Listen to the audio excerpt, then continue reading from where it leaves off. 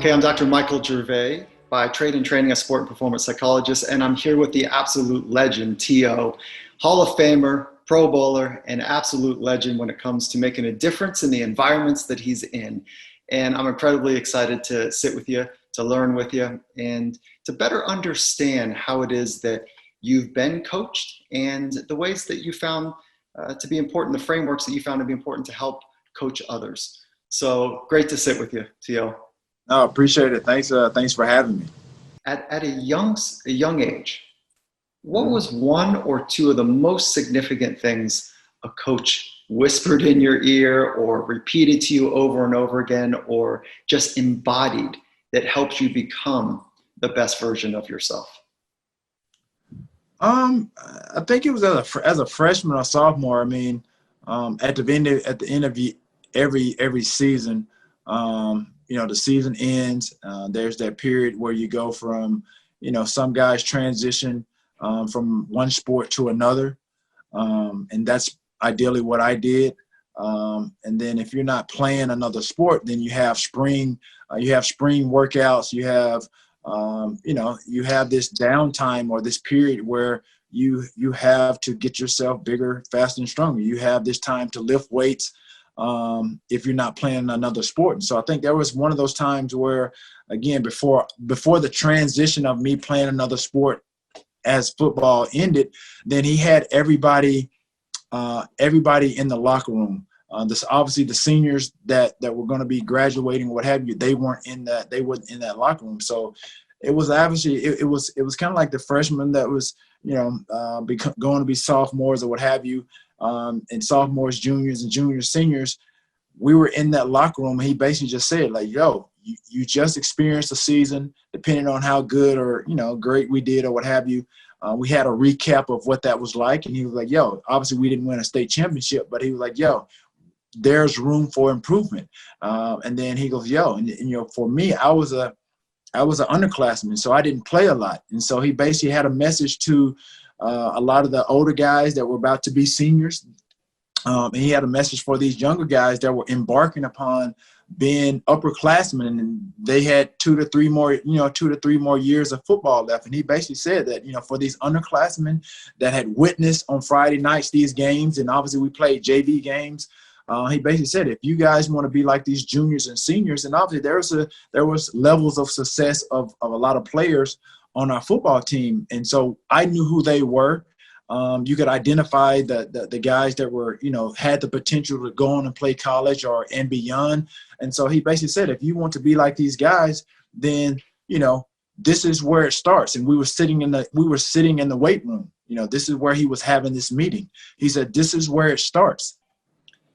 So you've been coached as a youngster, and you've been coached as an elite in the highest ranking professional. And so can you talk about the difference between what it takes to be a great coach for young people and the differences in coaching in the pros? I think a great coach, I think a good sign of that is really assessing the individual, the player themselves, understanding what it takes, because there's different levels of athletes. And so you can't coach everybody the same. Being coached in high school and at the pro level, for me, honestly, it wasn't a difference for me, but I did notice that there are some different levels to coaching with different individuals based on the type of coach. You have these coaches that are scream in your face type of coaches. I've experienced that on different kinds on the same team. And then there's those coaches that are very mindful and understanding and knowing that screaming and yelling it could be counterproductive for somebody that's not, that doesn't respond well to that. Some people need structure. Some people need it to be laid out, kind of just on their plate for them. And then there are some coaches, like I said, they don't have time to do that. But again, you start to realize who you are, your coaching style, and what works for you and how your players are going to respond. Terrell Owens, you're a legend, 6-time Pro Bowler, Hall of Famer, absolute legend, humanitarian, making a difference in the rooms and the spaces that you occupy. I want to say thank you for your time. Thank you for the opportunity to learn from you. I'm wishing you the absolute best. Absolutely. Thank you so much. Thanks for having me.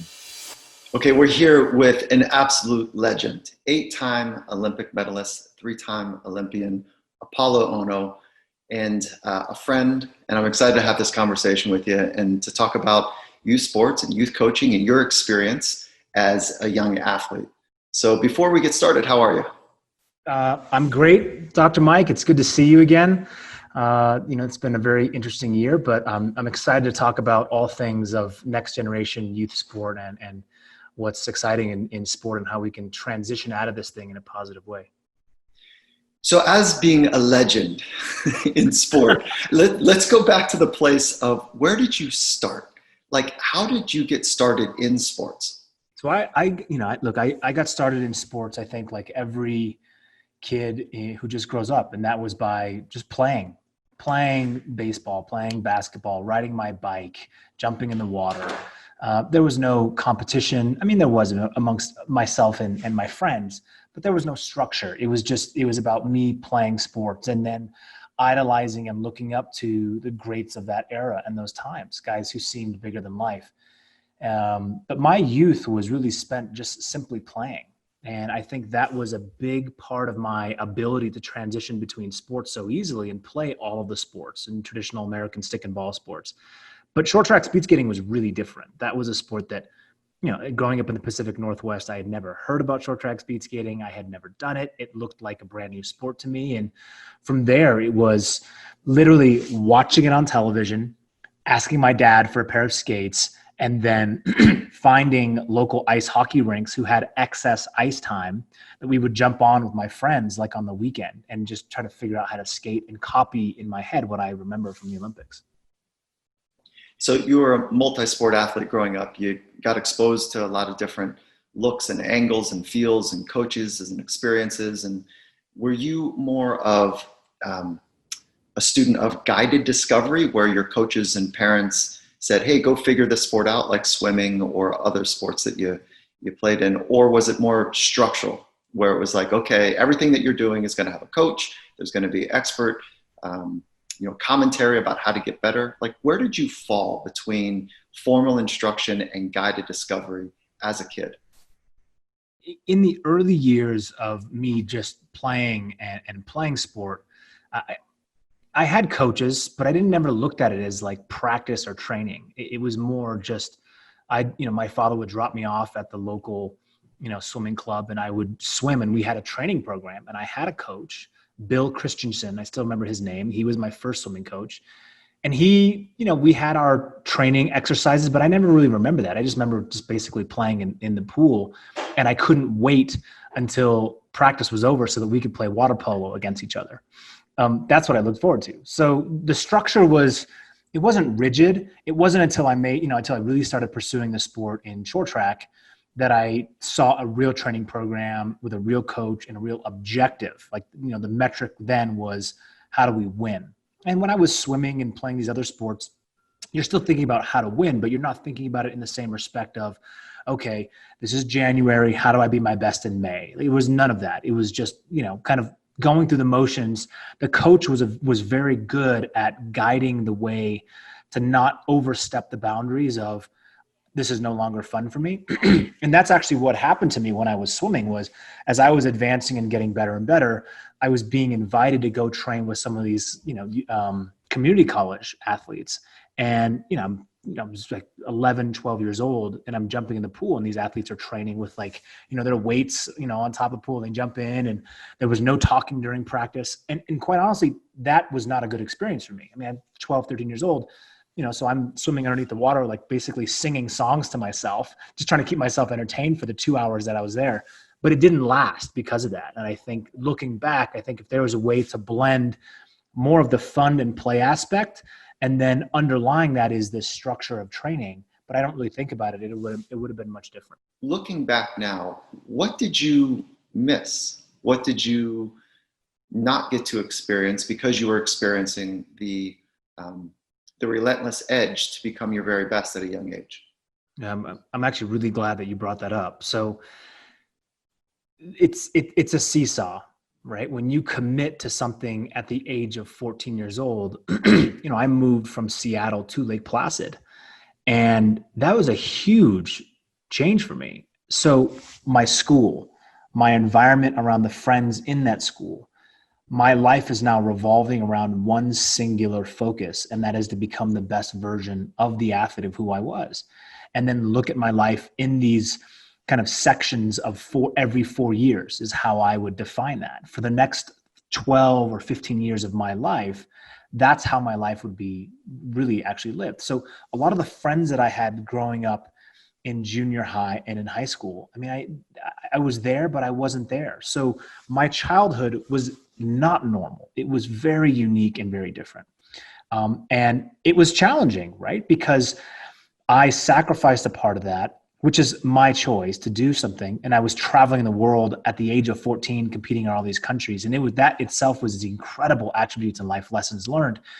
But also, I felt like my growth as a human was actually quite stunted, right? My learning environment becomes that of the ice rink and the locker room.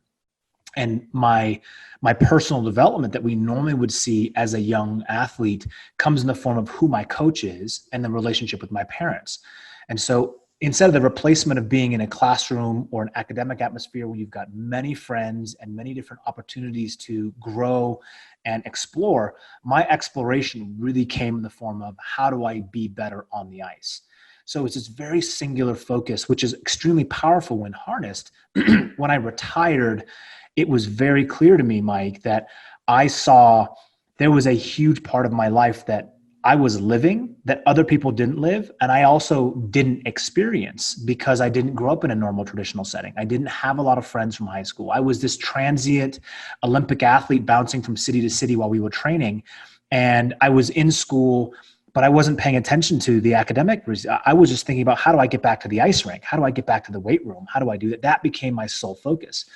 And I think that youth it was a trade-off. I don't believe it has to be as extreme in today's standards. I think that now we've got the ability to have access to information and experiences no matter where in the world that we are. But at the time, I felt like that was a requirement. I had to jump out of the plane trying to look at a target with no parachute, and it was either do or die. So, I mean, there's strength and beauty, I think, in that focus. I often look back on my career and on my life and think like, man, there was so many amazing athletes internationally that I could have connected with. There's so many experiences that I could have connected with outside of my sport with other Olympic athletes who have and share amazing journeys. But I believe, when you're in the moment, when you're in the fight, you don't see that. You're just in this bubble. And that's why I really think, youth sport is a tremendous opportunity for us to grow some of the attributes that maybe aren't on the surface related to sport, but we know that they will really serve us and serve those around us in many different versions of our growth when we leave sport into the real world and become civilians and basically committing to our communities and families. So coaches play such an important part of the development of youth, so do parents, obviously. And it's often said that coaches are the handshake for athletes and sport. So they make the introduction. Sport is met at the relationship with the coach. And my experience has been that amateur coaches do a lot of talking and pointing. And then as you go up the rung from amateur to performance coaches, to high performance coaches, to masterful coaches, that masterful coaches ask more questions than they do say and direct the athlete. And it's the inquisitive nature of what did you see? What did you feel? What did you figure out? What did you learn? That gets the athlete to embody the insight rather than it being from an external source. So it sounds like your dad knew something. It sounds like he really had some insights around that.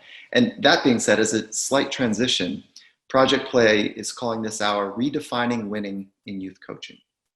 And the idea that the coach wins by developing their players into happy, healthy adults. Do you think that also applies to speed skating?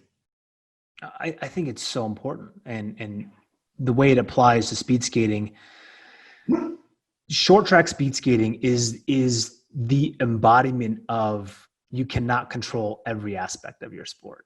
you can train your entire life, run the same race 4 times and get 4 different winners. And you can be the best in the world and be inches from the finish line, and someone falls down into you and your dream of winning gold is gone like that. So it teaches you cognitively to not only reinvent and prepare yourself for the next race, but also helps you deal with winning and losing. And youth, it's very important to build, as you mentioned, wholesome athletes, wholesome humans who use the vehicle of sport as their means of expression to be the best versions of themselves. But also not only in winning, how do you coach in terms of winning, but how do you lose? Because in those losses is where you get the greatest runway to really catapult to have the biggest wins. And if you just let them and you don't want to touch that pain and you let it go, I think that's what the mistake is. So my father did this to me, and I think all the youth coaches, the great ones, are able to have great communication with their athletes and go beyond just this is the training program, do the work, don't talk, and then I'll see you tomorrow.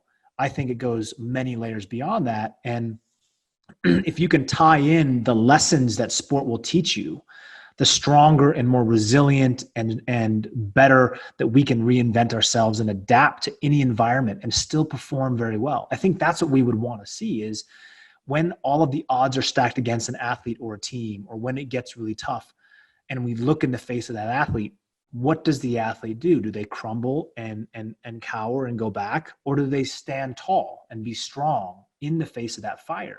That some athletes have that naturally, but I would say most don't. That's a trained skill, and that takes the requirement of coaches, of the teams around them, of your peers to consistently get your reps in. I mean, you're at practice, you're swimming every single day, you're training, you're going in laps and speed skating, and people show up to competition not training the most important asset of all, and that's our mind, that's our brain, that's the psychology behind what you're doing.